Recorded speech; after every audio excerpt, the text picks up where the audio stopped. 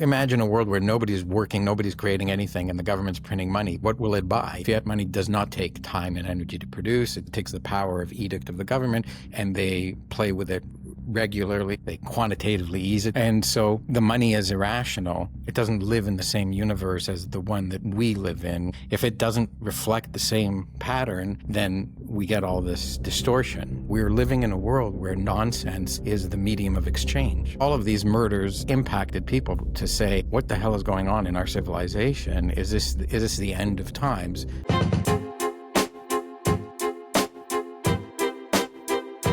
All right, welcome, Tomer. Do you just want to give a little backstory about how you got into philosophy and how that transformed into Bitcoin? Yeah, philosophy was kind of this late in life passion. I mean, I'd had a little bit of exposure in high school and university to professors and teachers who mentioned it here and there, and I'd read and enjoyed a book called Zen and the Art of Motorcycle Maintenance, which was really about philosophy when I was in university, but I didn't study it formally.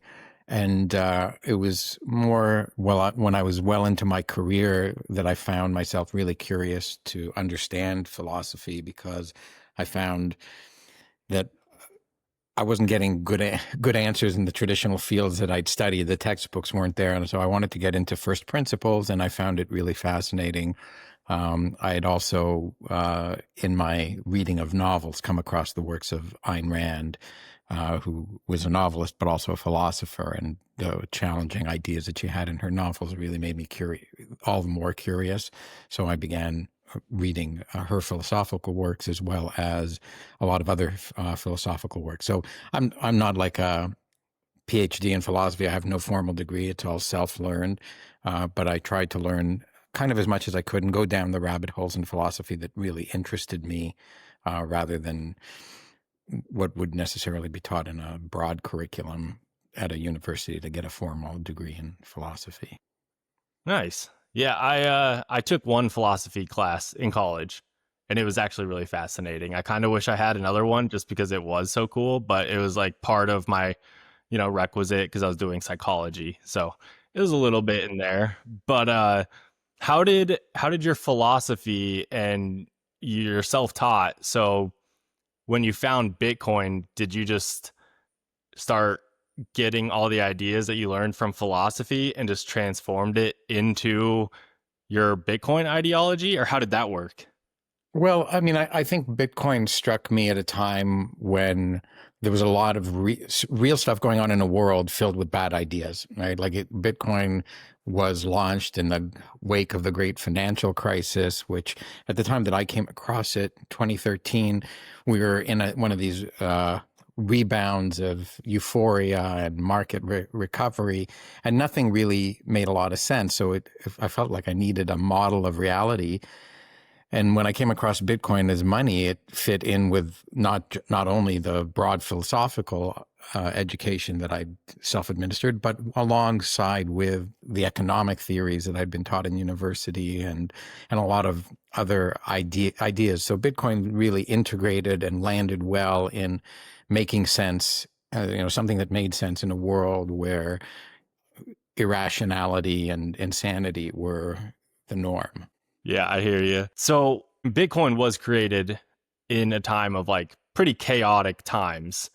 So why do you think that Bitcoin was created, and why do you think Satoshi released it at that exact time? And do you think maybe if he had released it earlier or later, it could have not been as successful? Well, I mean, no, not really. So the timing historically is very fortuitous, but nobody really heard of Bitcoin at the time that it was launched, right? It was just a handful of cypherpunks. So it wasn't like, the whole world went, the answer to the great financial crisis is here. Like, it wasn't until many years later that you would even say people had heard of Bitcoin, and we're still in the adoption phase and people making sense of it. But as a historical event, to time it for the timing of the launch to be when the chancellor was on the brink of the second bailout for banks, and that's the message from a newspaper that Satoshi used to verify that he hadn't pre-mined Bitcoin, because he couldn't have known what the headline would have been on that date. is a splendid coincidence. I mean, and it was a important time to launch something like Bitcoin because it was such a powerful response to the chaos that was going on in the world, the great financial crisis, the money printing, the insanity of all of the finance activities that were going on. Here was something that was a revolutionary technology that would address all of these problems, but it would take years before people realized that it was what was addressing these problems. Yeah. No, definitely. And we definitely see that today too. I think 2020 was almost more of a wake up call for a lot of people in my generation, like the millennials, Yeah, the because for COVID the first situation. time, yeah, for the first time in our lives, we really witnessed the money printer. And Hmm. so, what do you think? How has Bitcoin shifted up to from 2020 to say nowadays? I mean, because it's Yeah, I mean, Bitcoin's really following the momentum that it got. It got a big push in the 2020 era. More and more people were at home, not working, getting checks handed to them, and wondering what the heck is going on.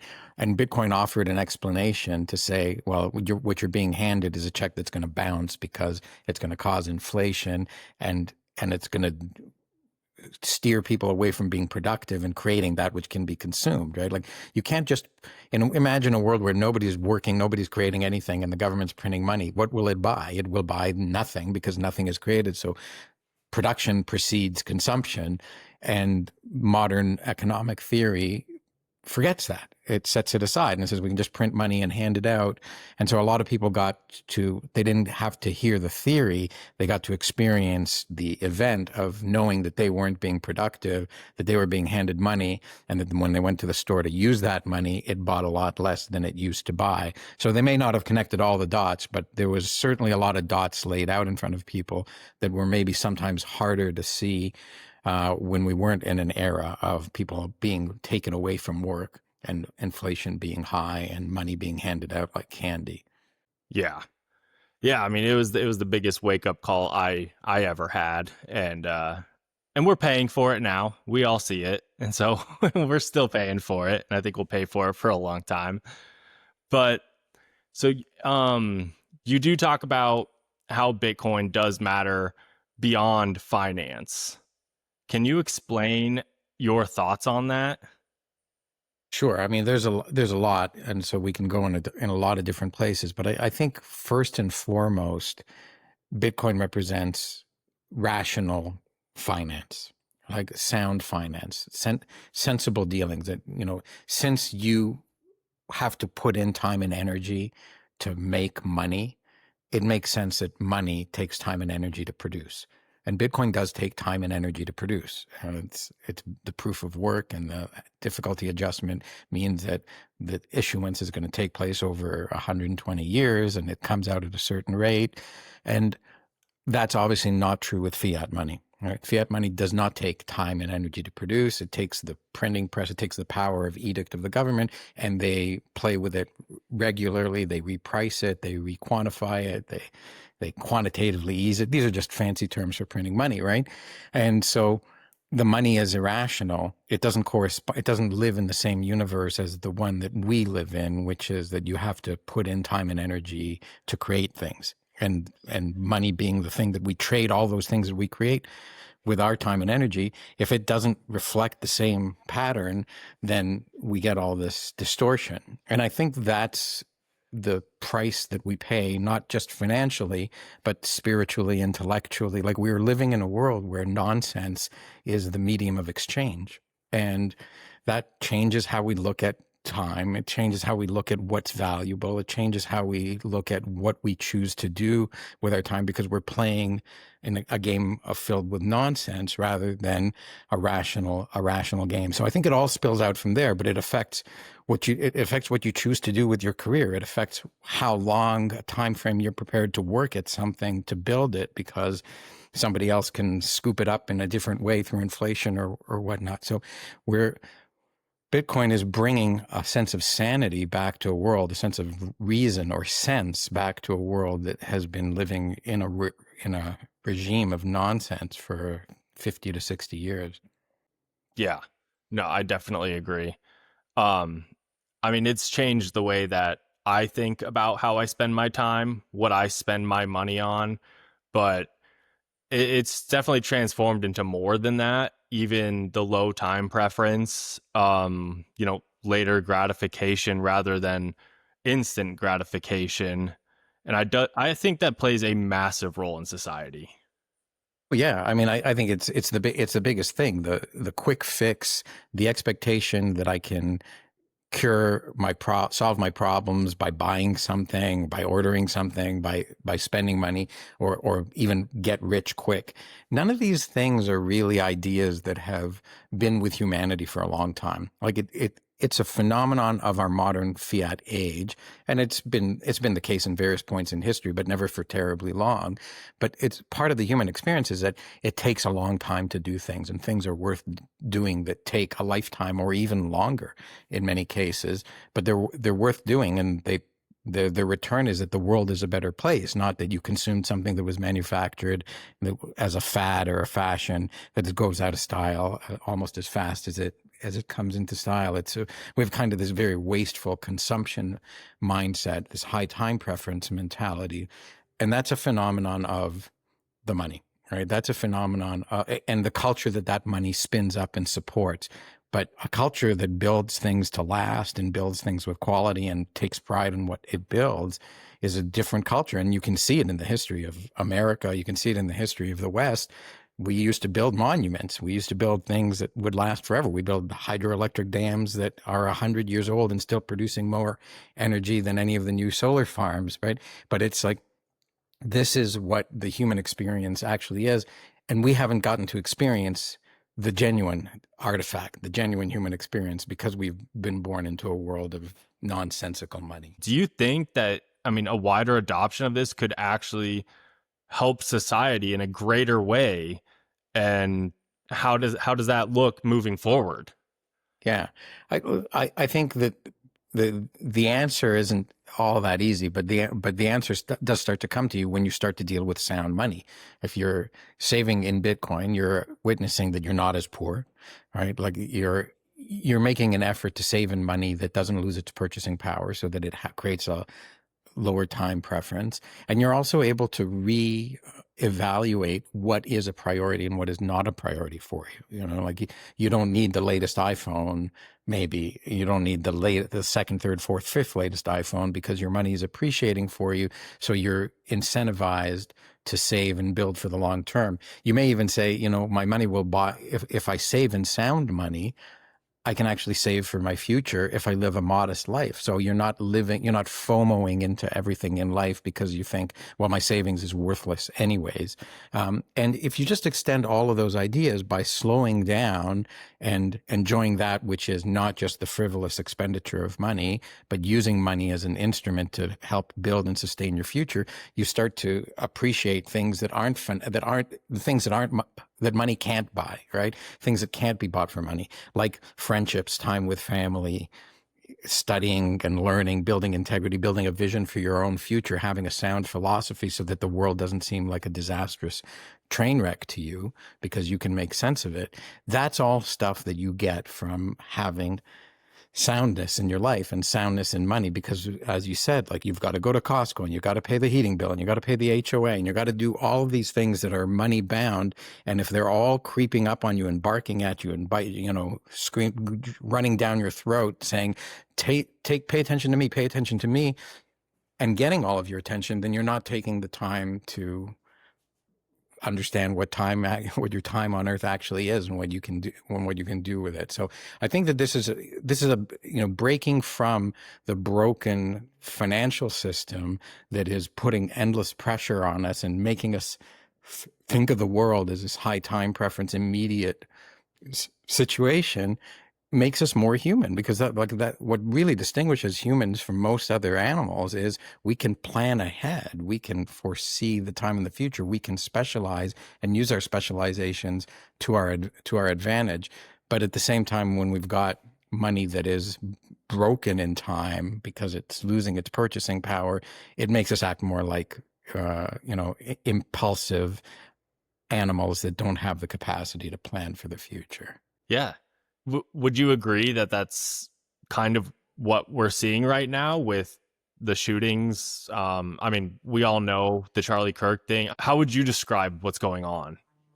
Well, I mean, we have a very as you described, we have a very frustrated world. We have a lot of people not knowing how to deal with the world and react, and suffering from mental instability as a result. And some people act out in violence. Some people act out in all sorts of other crazy ways. Some people purport one crazy theory over another crazy theory because they hope that their crazy theory will do something for them, or it might as well take a chance because nothing else that they've understood makes any sense. So I think all of this bubbling up is a situation. This isn't the first time in history we've had violence and assassinations. I wish we never had them, but we do have them at times, and they are a shock to the system. They cause trauma in a lot of individuals. Some of that heals, some of it doesn't heal. But in the before my time, in the '60s, the peace movement and the racial integration movement suffered from a lot of assassinations. John F. Kennedy was assassinated. Martin Luther King Jr. was assassinated. John Lennon was murdered, and like all of these murders impacted people to say, what the hell is going on in our civilization? Is this the end of times? It turned out not to be the end of times, but it turned out to be an open window to making certain things worse about our times rather than better necessarily. And that's what I worry about, the terrible incidents like the Charlie Kirk shooting and the attempted assassination of Donald Trump and other actual, and the widespread crime that we're seeing because people aren't buying into civilization anymore. There's something wrong with what we're presenting as why you ought to be civilized and what civilization is. And I'd say there's nothing wrong with the idea of civilization, but when you disrupt the civilization with things like terrible philosophies and terrible money, you're going to get terrible outcomes, and you're going to actually decivilize your civilization. You'll see uncivilized behavior from all sorts of people, some of which is climactic because it gathers so much attention because it's so horrific. But it's, having 1 million people do something slightly horrific is not necessarily any worse than having one person do something extremely horrific. It all weighs on our civilization. Yeah. And do you think a lot of that frustration is now being displaced in like the left versus right type thing instead of focusing on what's actually important in life? Yeah, people are always trying to create one division over another, and lately it's certainly been left versus right. But we've had battles of the sexes where it was men versus women. We've had all sorts of divisiveness, battles, race wars, and all these attempts to tell people that they're not part of the same thing, that they're different from other people and those other people have it out for them, rather than to bring people together and say, this in a free civilization where everybody's individual rights are protected, you don't care about the other person's gender outside of whether you're trying to mate with them, right? You don't care about another person's race. You don't care about another person's politics all that much because politics isn't the end all be all of everything that's happening in your life. But when these things gather a momentum and they're pitched as being incredibly strong and incredibly important, and in some senses become incredibly powerful and strong because they're overpowered, right? And politics shouldn't have that much of an impact in our lives, but it does. Because because politicians can print money. If they couldn't, it'd be much lesser. And at times when politicians couldn't print money, politics played a much smaller role in people's lives, right? And so we're having this divisiveness over this, and I think Bitcoin is going to fix a lot of it. And for a lot of people, the people who've already embraced Bitcoin and been in it for a while, it has fixed a lot of this, right? It doesn't mean that for them, Charlie Kirk wasn't shot. I mean, that's a horrible event, and we all had to witness it and endure it, whether we were Bitcoiners or not. But the ability to not, I don't have to read the news every day to see what my politician is saying about what he's going to change in taxes or this or that. It's like, I know where that's headed. That's headed off a cliff, and my insurance policy against it, my safety valve against it, is to opt out of that system that he's recklessly destroying by holding Bitcoin. No, I completely agree. It's almost like you say, Bitcoin can unlock, the a human potential. Can you kind of dive into that a little bit and how you would Sure. explain that? Yeah, I mean, I think every one of us has a lot of potential, right? And it's different in each and every one of us. We don't all have the same potential. What I might be very good at is not necessarily something you might be very good at or even interested in. And, it tends to be that which you're interested in that you tend to dedicate a lot of time to and become excellent at. Well, you know, Bitcoin, by giving you financial freedom more sanely, easily, reliably, allows you to focus on achieving your full potential. It allows you to spend time on what you care about rather than worry about paying the bills that are increasing in size against your bill, and you're losing traction. So instead of living in that world of anxiety and stress that fiat money is causing, and especially if you break free and say, this is what I actually want from life, rather than this is what marketers tell me I actually want from life, you've broken free of all sorts of chains that now allow you to explore who it is that you are, what it is you want to be, and to spend your time and energy on becoming that thing that you are and want to be. And so Bitcoin's not the only thing in this, but it's an instrument that allows you to spend greater amounts of your time and energy on being who you want to be and becoming that person. So it really unlocks your individual potential. And as it locks the potential of other people around you, you have more highly productive, highly potential, highly realized people all around you, and you can accomplish more together than you could if none of you were, potentialized or realized in your potential. So it's uplifting all the humans that are involved in it to be more than what they otherwise would have been, and so it uplifts the whole civilization to be something more than what it otherwise would have been.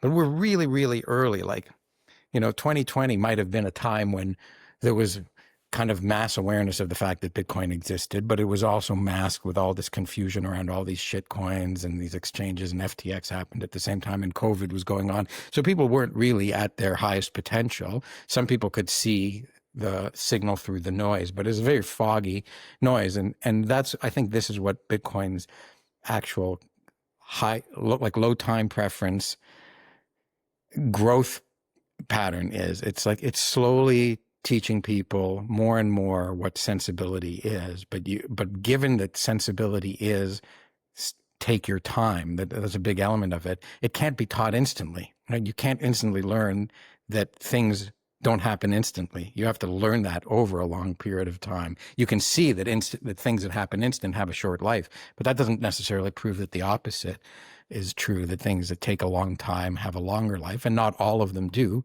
but very few things that take a short time have a long life, right? And so it'll take it like 20 years for someone to see that Bitcoin's been around for 20 years to say maybe this thing's going to last, because everything else that we see around us that comes and goes and comes and goes and comes and goes makes a lot of people think, well, isn't Bitcoin just going to be replaced? Isn't it like everything else that just comes and goes? And it's only with real study of how the thing works that you realize, oh my God, this thing physically and mathematically can't be stopped and will continue to go on forever. Wow. That changes your whole view, because now something exists that can last forever, that exists in the digital and physical realm. And it's like, it's this real object that defies a lot of assumptions that you have of what can and can't exist. And by existing, it disproves a lot of those apparently flawed theories. Yeah, no, I agree. Like I said before, I've noticed a big change, and I've noticed a change in my wife as well. And then it reaches out past your personal life. It does kind of like leak into your relationships, with my parents or friends, and Sure. like, how we're viewing the future and children. And I think that now it's almost like there is something greater. I wouldn't want to go into like a religious realm with it, but there is something to actually work for that can't be devalued at the press of a button. your hard work is actually worth Yeah, something. there's justice in it, right? And there's there is a spiritual component. You don't have to make it religious. You can take spiritual in a different sense, but it certainly aligns with traditional religious values, which are of justice and not stealing and not murdering and and not cheating and lying to other people. So Bitcoin has this alignment with that. Bitcoin prevents you from lying about the state of the blockchain. It requires hard work and effort to advance the blockchain and come by the original Bitcoins, right? So it's got honesty, it's got anti-theft prevention in it. It can't be seized by violence. So it says, it aligns with a lot of the principles of religion, and it, to boot, then it's got all this powerful mythology behind it, where it's like nobody knows who created it. Nobody, you can't even really prove that Satoshi was a human being, right? But like nobody saw his face, nobody heard his voice, nobody knows who he was,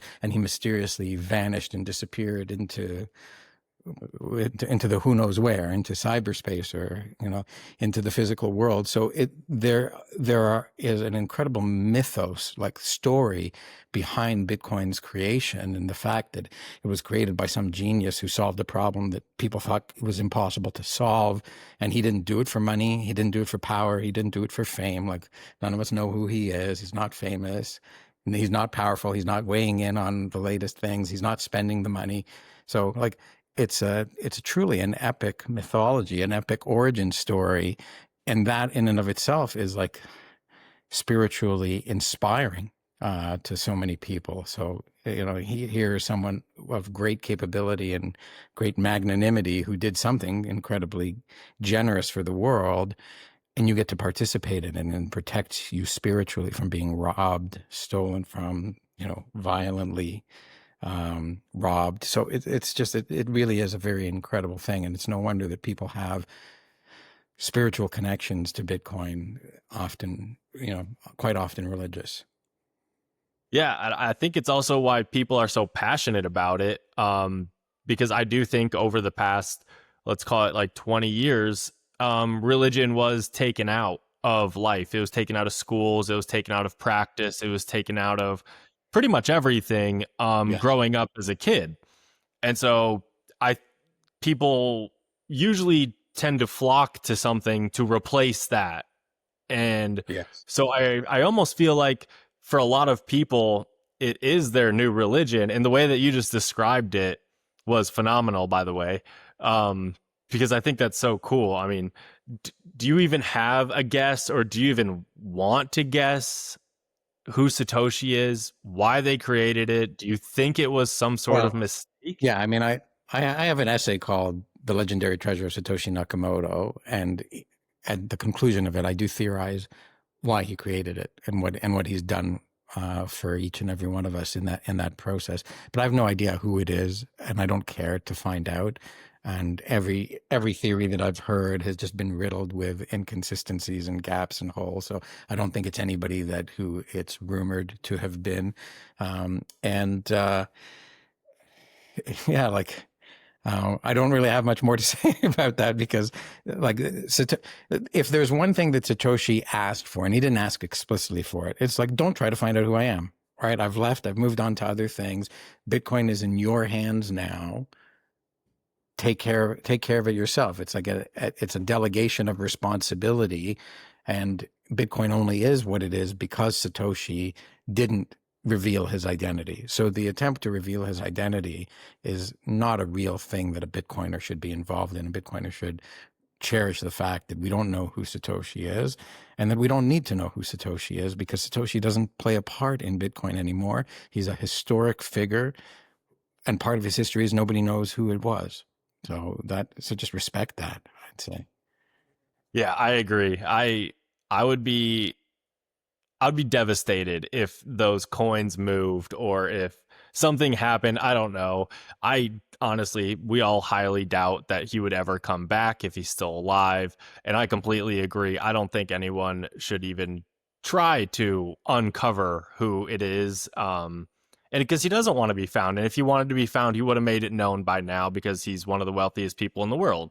And Right. so, and he created this enormous thing that could literally shift how people think. And it's complex, but it's also simple. You know what I mean? It's, you know, Yeah. when people say it's easy, but it's simple, but it's not easy type thing. And that's what he created. Yeah. Yeah. Bitcoin, when you understand how it works, it's in many ways simple, although the elements that go into it are a little bit complicated. Like you need to understand something about cryptography at the very least, as what a hash function is and what a digital signature is. And if you want to understand why those things work, you have to understand some other really complicated math. But if you just understand what they do, you can understand that Bitcoin is a simple system with a ledger that's very hard to make additions to, with units that are very hard to add to, but that inevitably units are added and and additions are made to the ledger. And once you understand that, and everybody is in perfect agreement on what the latest state of the ledger is, especially as it gets a little bit older, so then you understand Bitcoin, and then you can understand why it works so well as money in a digitally connected world, as money that still is tied to time and energy, even though the digital world is filled with efforts that are very, very small in time. Things travel at the speed of light and require very little energy. But Bitcoin accumulates a lot of light speed calculations and little bits of energy to create a demand for a lot of time and energy to create Bitcoin. And lo and behold, you've got this digital physical object that's the first of its kind, and probably, in its purity, the last of its kind as well. The one of a kind, the only one. Yeah, it's like they say, the once in a generation, once in a millennial Once in a type thing. species. Yeah, like, you invent the wheel only once, right? You invent the internet only once, and you invent Bitcoin only once and only once, and then it's good to go. Yeah. Yeah. Speaking of the code and everything, do you have any opinions on the knots versus core thing? I don't know how much, if you Yeah, care, but do you mind yeah, weighing in on your opinion on that? yeah. And I have been pretty vocal that I'm falling in the knots camp largely because I'm suspect of what's going on in the core camp. Um, I don't understand the rationale behind the justification for removing these filters. They say they'll do nothing, but people are concerned that removing them might do something. And there's an insistence on removing them. And so if you're saying something is doing nothing, you don't care if you remove it or not. You're not prepared to go to the mat. You're not prepared to die on the hill. Like if I said, keep your hat on or take it off, it doesn't, I don't care. It does nothing. And you said, fine, I'll keep it on. And then I started to say, well, you could get brain cancer from wearing the hat, or like, it's very dangerous for you to wear the hat. You're going to, your family's going to get sick if you wear the hat. You're ruining the whole of civilization. If you wear the hat, you might say, maybe the hat doesn't do nothing. Right. And that's what I feel about this debate. It's like, it's clearly not nothing. It's something, and we need an honest conversation about what it is and what it might be. And maybe we need to ease into it rather than, remove the entire, not enlarge the filter, but remove the filter altogether and deprecate the feature. It's like, why are we going to such extremes? It's like, I need to take your hat, I need to set it on fire, burn it, stamp it out, and then launch the ashes into space forever. It's like, but you said it doesn't do anything. So this to me is the dilemma that I think has caused a lot of the reverence and trust in Bitcoin Core to evaporate and made for such difficulties, because I think if it really did do nothing and they really had conviction that it did nothing, they would be prepared to take very, very gradual and slow steps to do it. And it's just I don't know what it actually is going to do in particular. There's different people with different theories, and some of those theories may come true, but there may also be something that's covert and nobody understands, or it may just be ego, right? And it may be that, if I said you should take your hat off, but it doesn't matter, and then you didn't take your hat off and I got all offended and I was prepared to go to wild extremes to get you to take your hat off, that also reflects badly on me. And it says, maybe I shouldn't be saying the things I'm saying in the first place, and I certainly shouldn't be trusted with all the money in the world, just on the basis of that. So that's my frustration. I think it is for quite a number of other people. There are people who have very specific grievances and very specific concerns. But for me, it's just this kind of this general concern that says, if you're in charge of something that people have $2 trillion worth of value in, that needs to be conservatively managed, and you say, there's something that we're going to do that doesn't make a difference, and then you keep escalating the thing that you're going to do, and you keep saying it's not going to make a difference, but you say you got to do it all at once and right now and in a hurry and and unequivocally forever.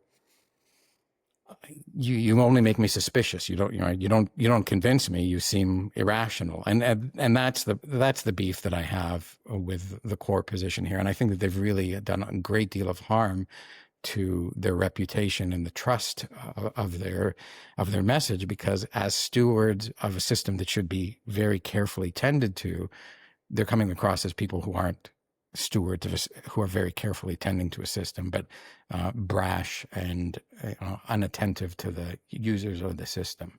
Yeah. I mean, because I'm not the most technical person, so when I dive into it, most the language kind of goes over my head, to be honest. But right, and that's another thing. They're like, take off your hat. You're not medical, so you don't understand the big complicated medical reasons I give you about mitochondria. It's like, if you can't explain it to me relatively straightforwardly, and you're telling me that you're an authority to do it, now it feels a lot like the COVID situation again, right? Like, you're not a virologist. Take the injection of this medicine that we just came up with. You've got to take it or you're killing grandma. Like, give me a break. I'm not, if your product, it needs to be mandated to everybody and you can't explain it other than telling people that they're stupid and should just do what you're doing, you don't have my trust, especially after COVID. So I think that there's this repeating pattern of, we're the experts, you're too stupid to know what to do for your own good, do what we tell you. And if there's one thing in Bitcoin that ain't going to happen, is we're going to do what you tell us. yes, I agree. I mean, I'm in the camp of don't mess with it. Don't Yeah, ruin me too. it. Like that's honestly where I'm coming from. And for me, the knots thing is, I'm registering a protest by running knots because it shows up on the network and people count it so they can see my protest. It's not like, oh, I've reviewed knots and I think it's a superior technical implementation to like, I'm not ready for that argument. I just want to say, stop making changes to Bitcoin that we don't agree with or that you haven't explained sufficiently well. I agree. And I'm in that same camp, and I'm still actually trying to go through this knots versus core thing. And I've heard great explanations from people on the core side. I haven't interviewed them, but I've listened to them. And then I've heard issues on the knots side. And I'm like, can we just not mess with it? I think that's a very reasonable solution, right? Like, if we don't have consensus, then let's not mess with it, or let's tweak it very gradually, right? Rather than we don't just expand the limit, we remove the limit and remove the ability for people to choose to have a limit themselves on it altogether. That does not sound collaborative. It doesn't sound technically conservative. It sounds radical and therefore suspicious. Okay, what's your biggest concern about the core side of things then? Is it removing? They're not good stewards of the software anymore, right? Like that they have an in-group that decides what changes they want to make. They're not attentive to the user community, including other developers who aren't in their in-group, and that's called groupthink. And groupthink is a very dangerous thing. It's not conservative. It's like, we can make whatever changes we want because we're self-declared to know better than everybody else what's right here. And they may actually be right. I don't know, but you don't go about. There's how you do something, including what that's just as important as what you do. And in a consensus system that's completely decentralized, saying we're in charge or we know better than everybody else and providing explanations that people don't find satisfactory, but then proceeding anyways, is not good stewardship. And I think that that's what it's really coming down to, right? If there was some kind of brilliance in the engineering of this thing, and this was really truly important and it solved a major problem, but we're getting double talk that like this isn't important, it doesn't matter, the filters can be routed around anyway, so go ahead and run knots. That was the original objection. Like it does nothing. So fine. So we're running. So many of us are running knots because we don't. But now that's not right. Like you're going to ruin the network if you run knots. How?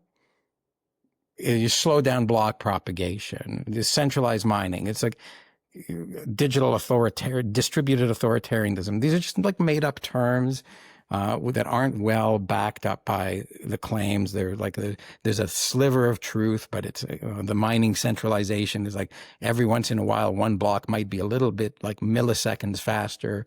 That's not going to centralize mining. Or every once in a while, like a few times a year, there will be a transaction that will be using a pub key instead of an op returns. Well, the problem with Bitcoin bloat isn't 3 transactions a year. It's millions of transactions used to mint shit coins on Bitcoin. This looks like it's something that could well be used to do that, even if it's a little bit pricier than the ones that are now worthless. But let's have a conversation where there's consistency on the claims being made. But if you say it doesn't do anything, but we still got to do it, I'm kind of at a loss as to why you got to do something that doesn't do anything. And it's very hard for me to get past that. Okay.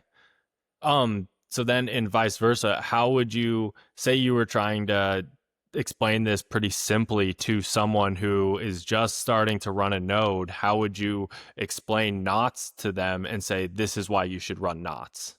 Well, knots is basically a mod of the older versions of Bitcoin, right? Or the not new version of Bitcoin that creates graphical interfaces. It gives you control over some other features that normally you have to edit a text file to access. That's essentially the distinction. But the Knots team isn't making this change, and so Knots is principally a protest vote against. It's not saying I'm just running the old version until the new version comes out. It's saying I don't plan to run the new version. I'm opposed to this, and that's what running a Knots node by and large is today. There's technical aspects, but you're asking me to avoid the technical component of it. So I think that is societally what it means to run a Knots node. It's to say, I don't like the approach that's being taken by Core, and I want to signal to them that I'm not going to use their latest version because I don't like what they've done with it. That's a great explanation because, like I said, the technical stuff does go over my head. And so I like to try and think of it as simply as possible. And like I said, I just want Bitcoin to be Bitcoin. I want it to be the thing that I found, and more towards the hope of the future rather than like, why are we messing with JPEGs and whatever else you want to throw onto a network? Or I don't understand how that even got brought up and why it's a thing. I mean, humans are humans. They're going to do what they want. That's the joy of a free market. But that's where I stand. And listen, I think just to chew on what you're saying is like the core side is saying, well, it came up because we were worried that someone was going to do something that could have been harmful. But being so zealous about making the change and making it as wholesale as they are, I think that's where they've introduced this notion that they're just defensive about their own ideas rather than they're going to be reasonable about implementing things at a pace and in a manner that satisfies a large part of the community. And by and large, they're saying, we don't care about the large part of the community. We think because we're developers and have the experience that we do, that we're right and they're wrong. And so we're going to make these changes anyways. And unsurprisingly, the people who think they're wrong are saying, well, I'm not going to run the software that makes those changes. And in advance, I'm going to let you know that I'm not going to run it by running Knots and letting you know on Twitter and so on. So that's the nature of the debate that's going on right now. I was reading your page. Of course, it's not pulling up now, but you mentioned something along the lines of, the more you say doing this does nothing and simultaneously say it's absolutely critical we do this thing, less people you convince, pick a lane. Does that, were you kind of talking about this, or were you talking about something else? I think that's a broad point, and you should definitely not exercise that style of rhetoric, because when you do, you contradict yourself, and by failing to pick a lane, you convince nobody of either position that you've taken, right? Because you're the one who's arguing against your own position. You need some consistency. And this to me is like going back to the philosophical beginnings of the conversation you and I here had. If the money makes no sense, it's going to drive people crazy and cause them to make poor decisions. And if your rationale for making a change makes no sense or is self-contradictory, it's going to drive people away from you. And I think that's what we're seeing. So like the core camp needs to step back, take a deep breath and say, is this actually important as a change that we're making? If it is, why is it important? How important is it that it happen all at once or gradually? Can we live with doing this thing gradually and demonstrating it while learning at the same time in the real world? But if you're not prepared to go through that process, if you're going to rationalize it on the one hand by saying it doesn't matter because people can route around filters, so having the filter makes no difference. And at the same time, you're going to say, if you don't run the filters, the mining is going to become centralized and the UTXO set is going to get bloated and this and this and this and this and this. Well, you've contradicted yourself. Like either it doesn't matter and these things won't happen, or it does matter and these things will happen.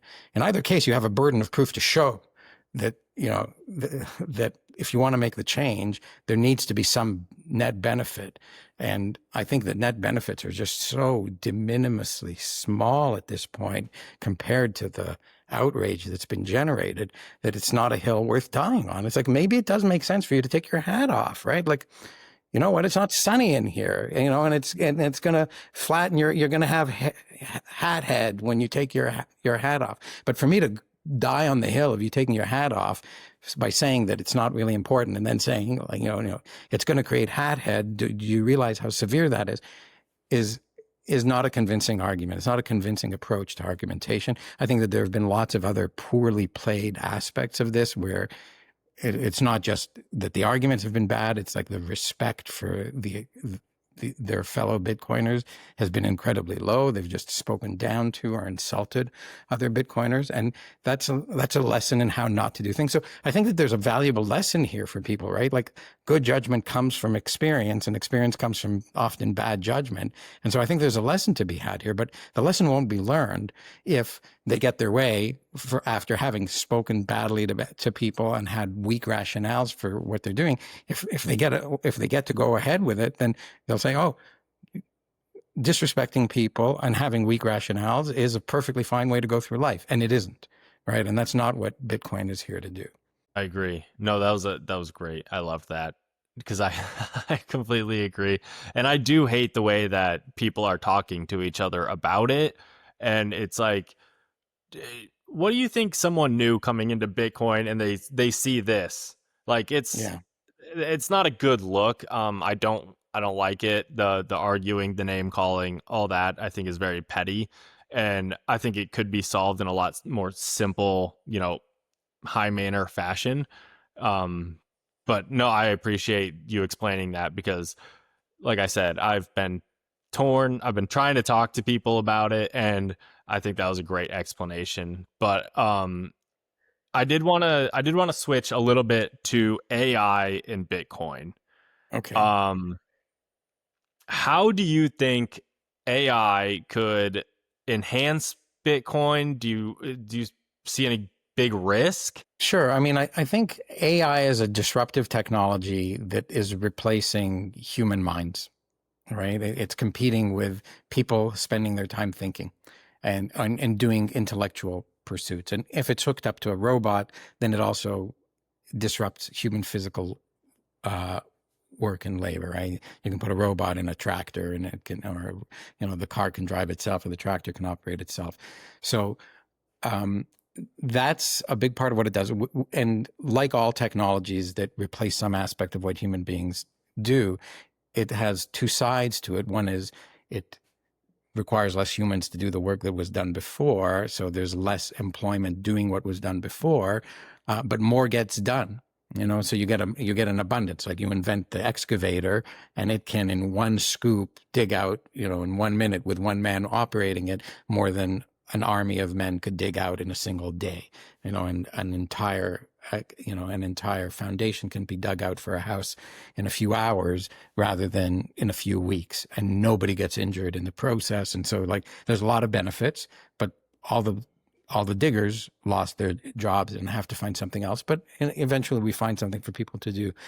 The AI is potentially really profound. It's like a productivity gain, the likes of which we've never seen before, because it can improve its own productivity. And, we've never had anything that resembles consciousness or thoughtfulness before. So it could be really profound.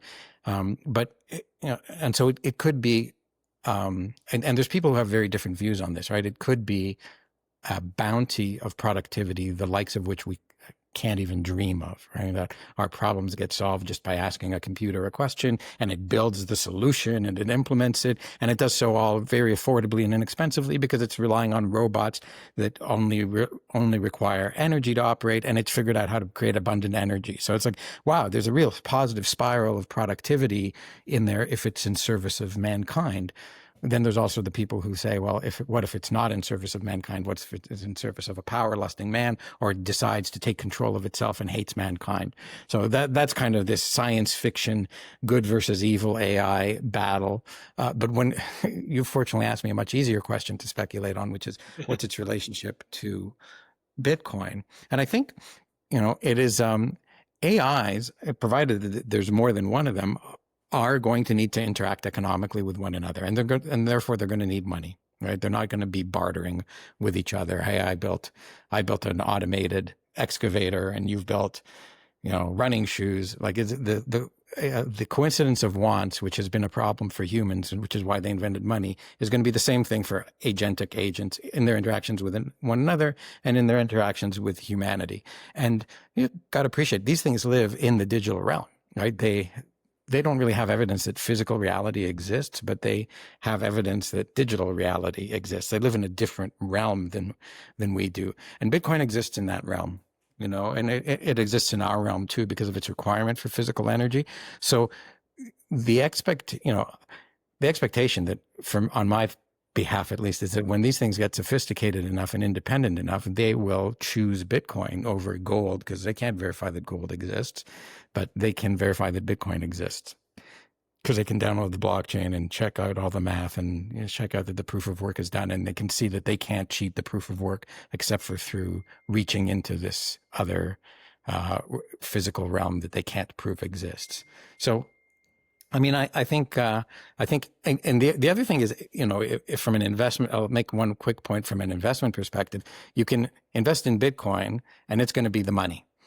If you want to invest in AI, you don't know who to invest in. Like, you can invest in Google because they're doing it, Microsoft because they're doing it, every other company because they're doing it. Maybe you need to get special private funding to invest in OpenAI or XAI or some of these other privately held companies. And maybe some guy in his basement's going to invent the truly, general intelligence thing, and you don't get to invest in it. So as far as risk and return of investing is concerned, Bitcoin's a much easier investment to make. And, and choosing one over even if you think AI is going to grow much faster than Bitcoin, you're not gambling on who's going to be the winner.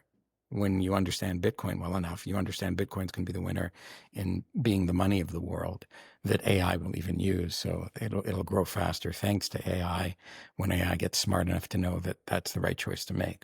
That's cool. Yeah, I didn't even think about it, how, AI is in the digital realm. I mean, and then Bitcoin is as well. It's kind of cool, though. I mean, have you seen, if you ask Grok, like, what's the best money on Twitter or whatever, on X, and it's like, obviously Bitcoin, like Grok's a Bitcoiner already. I think that's pretty awesome.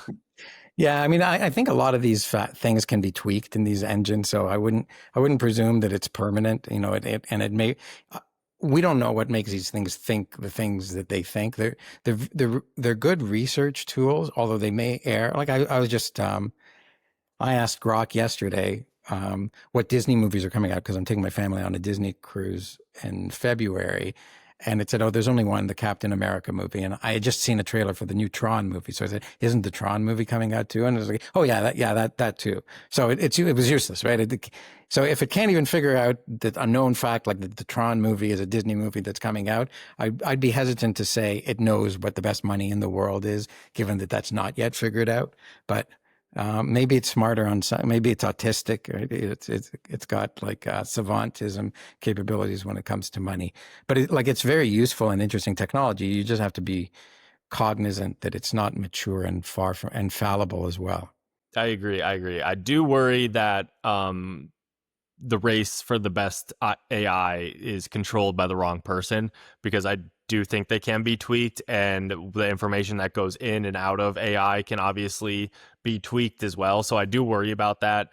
Not as much, because there's a lot of other smarter people than me that worry about it. So I kind of leave it to them, but I think it's pretty fun to fathom and think about.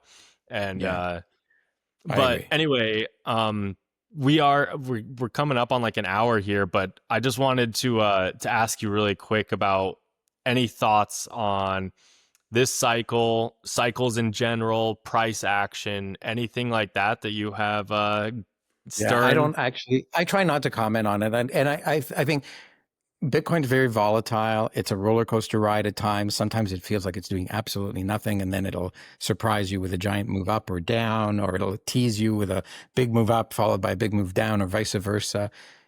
You have to invest in Bitcoin for the long term. Bitcoin is not a short term thing. It's not it's not a single cycle thing. That's the point that we've made numerous times about what Bitcoin's impact on the world is. It's a long term thing, and it's the best long term money that there is. So without speculating on how it'll be valued in terms of the short term money over the short term, I would just say it is the long term money if you can get your hands on as much as you reasonably can without while still making your life better, and see where it takes you, and focus on the things, let it help you focus on the things that money can't buy, rather than be an instrument for buying enormous amounts of the things that money can buy, because there's a limited satisfaction that you get from buying those things. Nice. That was well said. I agree. And I mean, we're buying as much as we can. I'm Good. enjoying it. I'm enjoying the You won't regret cycles. it in the long run. There will be a time, there will be a time in the distant future where you say, it was a good thing we bought as much Bitcoin as we did at the time that we did. I can't even believe how much it's helped our lives. I already say that. I mean, it's pretty phenomenal. Just in the Well, short you ain't amount of seen time. nothing yet. Yeah, I you've only know, been I in it for know. 5 years. So wait until you're in it for 10 years. Wait until you're in it for 13 years. Wait until you're in it for 20 years. No, nobody in the world has been in it for 20 years. It's only been around for Yeah. 16. So just wait until you see what it's able to accomplish. And I'm saying that with a sense of confidence, because I haven't seen it either. So I'm waiting as well. But just the momentum and inertia of what I've seen is pretty profound, and really positive.